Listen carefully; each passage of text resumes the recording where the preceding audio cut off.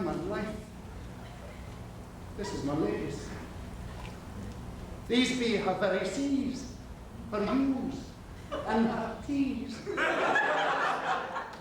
And thus makes she her great P's. 'Tis in contempt of questioner. Her C's, her U's, and her T's. Why that? To the unknown beloved, this and my good wishes. Was her very phrases.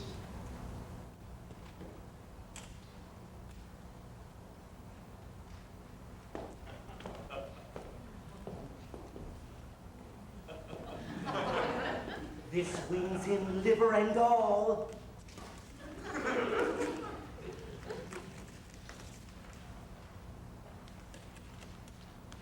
Jove knows I love, but who?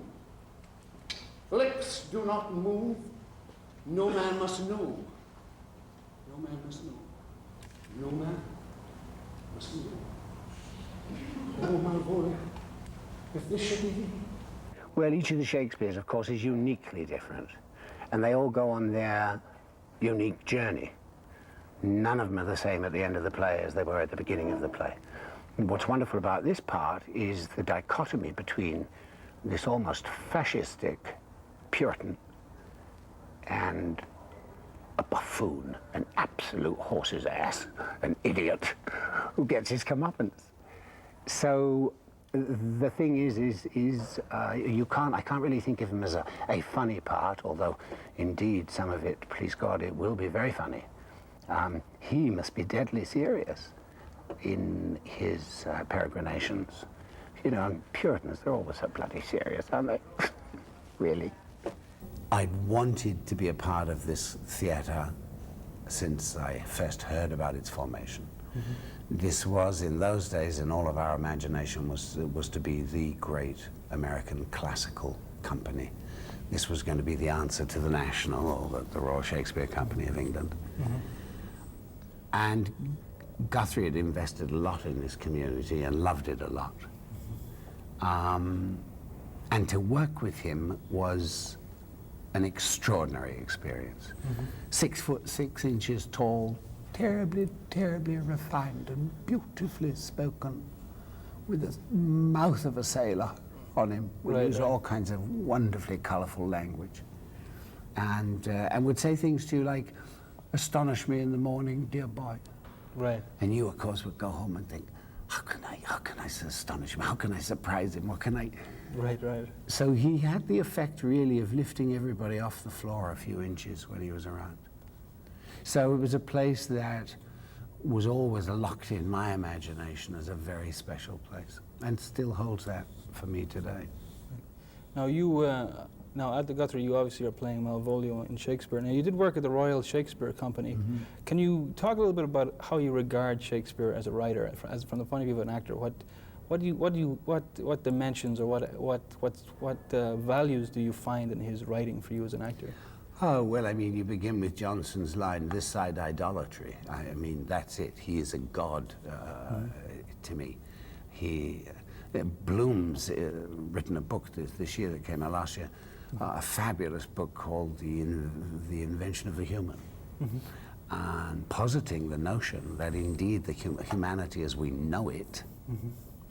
almost begins with Shakespeare. Right. You know, when you think of Shakespeare's vocabulary, I believe the most recent studies indicate he had a vocabulary of something like 22,000 words. Mm-hmm. Milton, the poet, mm-hmm. 8,000. Mm-hmm. And he was no bloody slouch, right, you know. Right. Not that I'm terribly fond of him. But Shakespeare, the humanist, mm-hmm. and that's the extraordinary thing about him. It's difficult in schools because it's difficult on teachers and it's difficult on students. The teacher begins, "Oh, Shakespeare's so wonderful," just like hearing me say, "Oh, Shakespeare's a god." Prove it, the kid's gonna say, and why not? If we were in a classroom together for a half an hour, I would. Because basically you have to experience him. You either experience him by doing it or by seeing it. By studying it in the classroom is not what the original intention was. However interesting and absorbing it may be, The original intention was for it to be played and experienced by an audience, something that was alive. So, what do I say about him? Well, you become his slave in a funny kind of way. There is no other poet. There is no other dramatist. There is no other philosopher, thinker. There is no other humorist or ironist who is as is complete. Much as I love Yeats, Eliot, Dylan Thomas, all of these giants as they are aren't on the same scale as the Parnassus that W.S. resides over. Right, right. Make an ale house out of my lady's house. But just squeak out your cosiest catches without any mitigation or remorse of voice.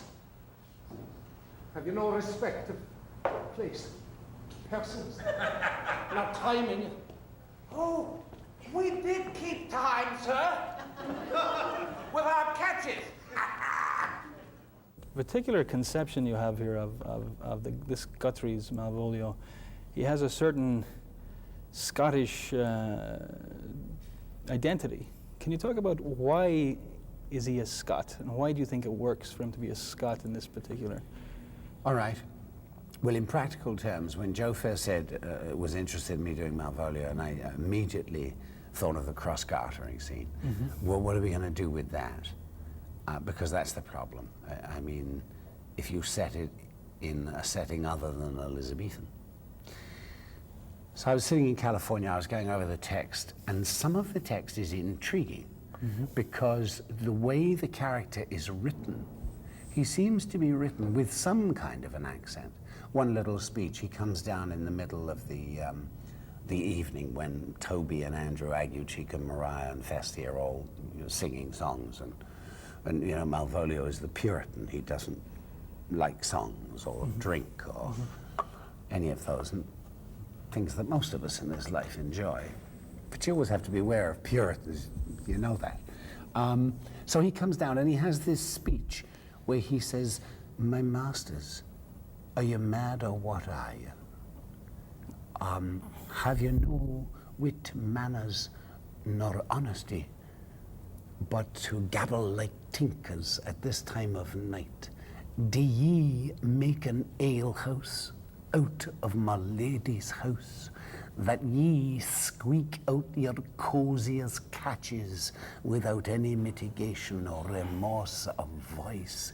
Is there no respect of place, persons, nor time in you?" The use of the word ye, it's very, very interesting. None of the other characters use it in the play. And suddenly putting it in your mouth and tasting it, and I thought, yes. And of course, giving the contemporary setting relatively that Joe has set the play in late 20s, early 30s. And if we made him a Scot, the cross-gartering scene would be solved by him coming in a kilt. Right. So it was really a happy set of what is it, the Japanese potter Shoji Hamada said he was always looking for the happy accident when he was throwing a piece of pottery. Right, right, right. And I think this is one of those happy accidents, really, because I don't think it's an imposition on the text. I think it has come out of the text. Just as I think that Dowling's production, set on a Hollywood soundstage, has also come out of the text, really. He hasn't violated the text in any way. He's provided a context. And so this is a very recognizable character. I think he's a steward, a butler of the household, and fancies he should have a higher position and be married to his lady, and dresses up for the occasion. Where's Malvolio? He is sad and civil and suits well for a servant, my fortunes. Where is Malvolio? He is coming, madam, but in very strange manner. He is sure possessed, madam. Why, what's the matter? Does he rave? No, madam, he does nothing but smile.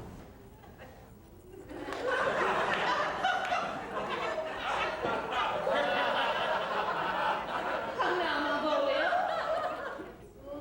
Sweet lady. Oh. Smile, Samuel.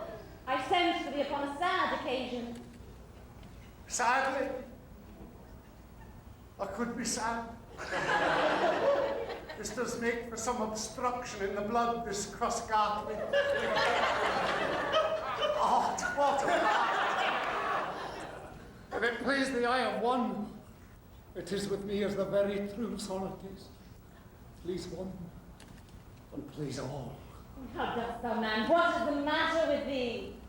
We're not black in my mind, though yellow in my legs. It did come to his hands, and commands shall be executed.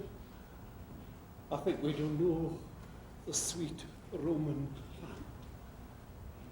Wilt thou go to bed, Malvolio? To bed.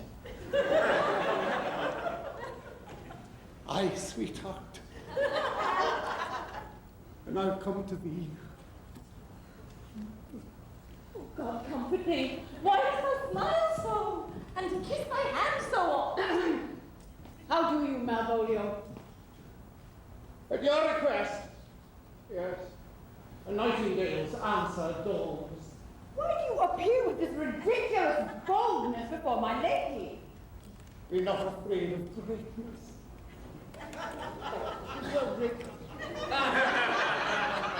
What meanest thou by that, Malvolio? Some upon great, Huh? some achieve greatness, What sayest thou? and some are great. Thrust upon majesty. Remember who commanded thy yellow stockings. Yellow stocking? And wish to see thee ever cross-gartered. Cross-gartered. Go to, thou art made for deserts.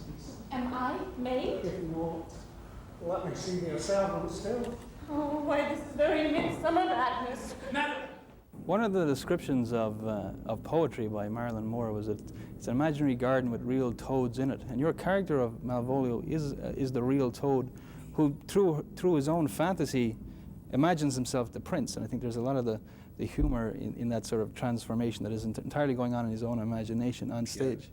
I was wondering, how do you feel Shakespeare is so entertaining? So there's so much humor in Shakespeare. It's almost like what has preserved them. It's like the salt that has preserved the meat of Shakespeare to this day, 400 years later. I wonder if you could talk about the entertainment value or the humor. Well, again, you come back to his, where does the word humor come from? But humanity, his humanus. It is the very humanity of this guy that can always have a laugh. In the middle of King Lear, you know, in the damnedest moments, there's a laugh, you know. Right. Give me that hand, let me kiss that hand, he says. It smells of humanity. Right. And right at times when you don't expect it, there's a laugh. Right. So I think he really tells us a great deal about the man and about the way he viewed it all. You know, the highs, the lows, the lords, the ladies, the peasants, the farmers. And he had no kind of judgment on them. He had no kind of if you could say, would you like to meet, he would be the first on the list, and probably the Nazarene would be the second for me. Right. But right up there alongside. Right. You know, these great people who have an ability to see beyond and see through. Right. Yes. And give us a nudge, you know, when we get so bloody serious about ourselves. Right, absolutely. The thing about Shakespeare is they say, what's your favorite Shakespeare role? And invariably it's the one you're doing. Right. So right now, Malvolio and this play is the wonder of wonders. I've done this play 3 times before, never this part. Each time you come to it, you discover a whole new set of realities within the text. You think you've done it once, you've done it, like a lot of plays, you know. But Shakespeare keeps encouraging you. The more you dig, the more you find. The more you find, the more you dig. And so it goes on. I've been very lucky. I've done some of the big ones. I did a Caliban here some years back. It wasn't bad. And Mark Antony. I've had a couple of cracks at Antony. A couple of cracks at the Scottish play. All of them you would love to revisit and do again. I think you probably need to do them 3 or 4 times. before you begin to say, aha, now I think I have an understanding. Or Prospero, I mean, you know, it's ironic. You do not say to a musician, you're going to play the Brahms violin concerto, and you're going to do it once in your lifetime. A musician would laugh his ass off at you. You know, you want to do it over and over again, and maybe when you're in your 50s or your 60s or your 70s, maybe you're going to then do it majestically. But we have this notion in classical theater in this country that, you know, that people work in television or work in film, and then they say, well, now I think I'm going to give my King Lear. Good luck, Frida. Right. Good luck. Right. You're not going to come near it, are you? How can you? Right. When you get one shot at it. He left this ring behind him, would I or not? Tell him I'm none of it. Desire him not to flatter his lord, nor hold him up with hopes. I am not for him.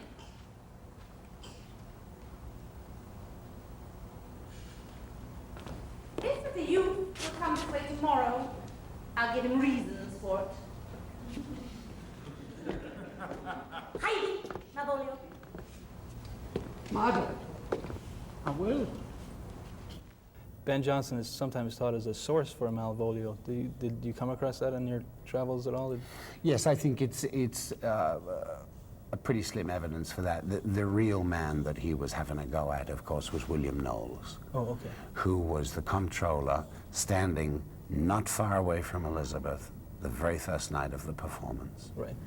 When Shakespeare's actor, whoever it was, Burbage or whoever was doing the part, was mimicking him standing over there to a fare thee well. Right. An absolutely incisive portrait skewering him, which everybody there in the court would have laughed their ass off. Right. You know, at all of these in-jokes. Right. He was busy trying to hustle a young woman of the court called Mary Fitton. And indeed, there's a reference to Mal's picture in the script. Will it gather dust like Mal's picture? And everybody would have suddenly known exactly what everyone was referring to. I think we've since excised that line because it doesn't really work in this. The changes that Joe made were simply cuts. They weren't changes. And that wouldn't have any reference or any bearing now, really. But on that opening night of 12th Night, in front of Elizabeth I and her court, and a man called Count Orsino de Braganza, who was visiting from Venice, Right. who had two twins. She was laying out the red carpet for him because she wanted to form alliances in Italy that were anti-papal. And he was very sympathetic. So they laid the red carpet out for him. The Russian ambassadors, there's an account of it, they all ate dinner together that night. The Russian ambassadors went to bed, they didn't like the theater. Elizabeth and her chief honored guest, Orsino. And here Shakespeare has been told who the guest was, so he creates a character, Orsino, who has what, you know, and there are two twins in the show. He didn't have any English, and occasionally, mostly English was not spoken at dinner that night. It was French, Italian, Russian. English didn't play a major role in that. And they would occasionally lean over and whisper to him what this meant or that meant, and so on and so forth. And supposedly Shakespeare wrote this within 2-3 weeks. Right. An extraordinary thing. Right. Wrote to order, you know, we need to have something for 12th Night. She's got a big guest coming. Put out. Yes. Yeah, he was quite an amazing. Necessity is the mother of invention. Absolutely. What is love? 'Tis not hereafter. Present mirth hath present laughter. What's to come is still unsure. In delay there lies no plenty. Then come kiss me, sweet and 20. Youth so stuffed will not endure. Sample it, any of you students who are watching this. Taste it and read it aloud. Not to yourself. If you're in the shower, sitting on the loo, whatever you're doing, read the stuff aloud. Get it on your tongue. Then it means something. If music be the food of love, play on. give me excess of it. That surfeiting the appetite may sicken and so die. That strain again. It had a dying fall. Oh, it came on my ear like the sweet south that breathes upon a bank of violets, stealing and giving odor. Enough, no more. 'Tis not so sweet now as it was before.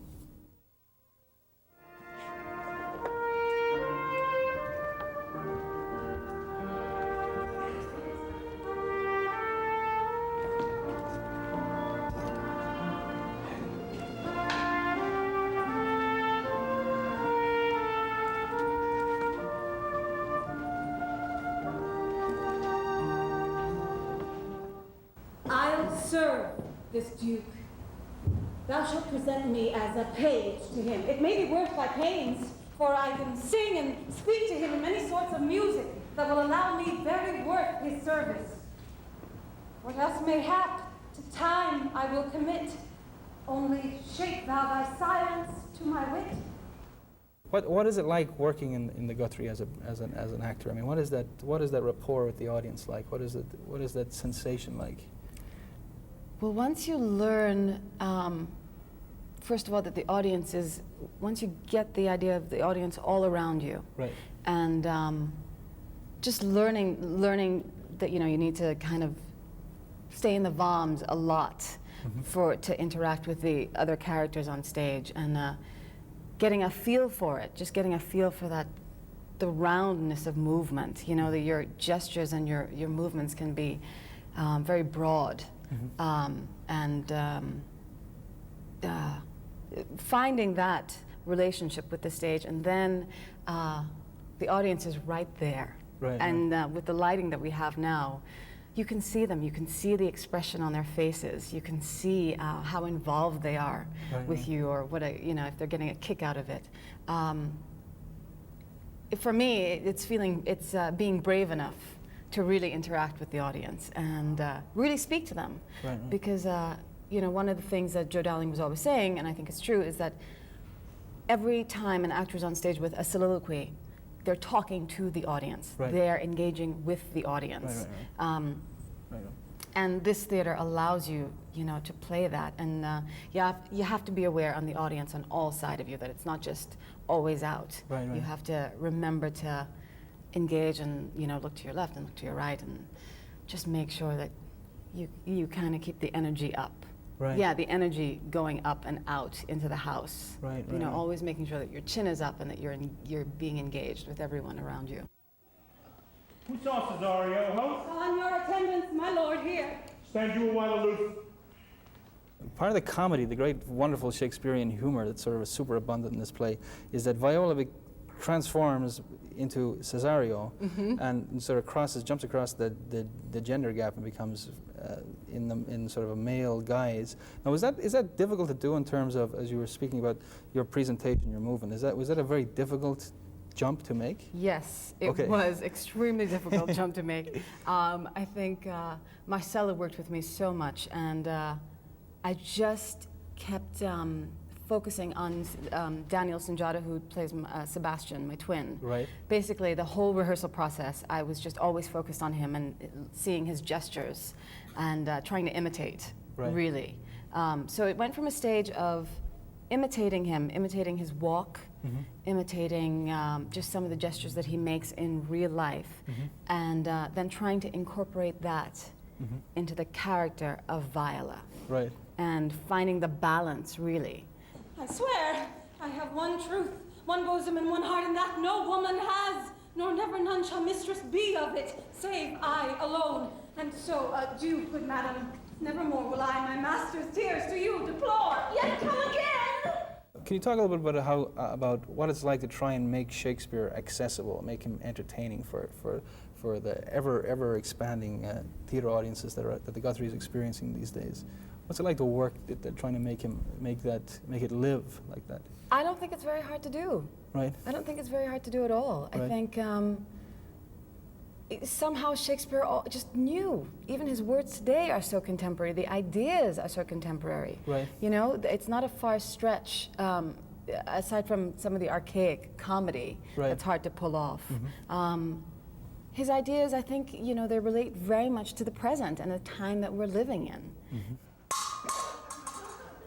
Shakespeare allows you to experience emotions on such a grand scale, and his ideas are so grand that it elevates you. The language elevates you, and it elevates you as a person. A blank, my lord. She never told her love, but let concealment like a worm in the bud feed on her damask cheek. She pined in thought, and with a green and yellow melancholy, she sat like Patience on a monument, smiling at grief. Was not this love indeed? We men may say more, swear more, but indeed our shows are more than will. For still we prove much in our vows, but little in our love. Like to linger where it's shady, you, a lady, linger too. Maybe she'll sigh, maybe she'll cry, maybe she'll find somebody else by and by to sing to when the fool shady Absolutely thrilled and delighted to be back here and to have this opportunity and the opportunity to work with this company again. And under Joe Darling, and from everything I've seen since I've been back here rehearsing, this theatre is undergoing a renaissance. And it will culminate with the new theatre on the, I was going to say Bankside. I did that with Sam Wanamaker in England, but on the riverside, on the Mississippi. It's a very exciting time here. It always was in Minneapolis anyway, but it's a particularly exciting time here in the theatre now, I think, under his tutelage. And I would beg all Minnesotans to support it again.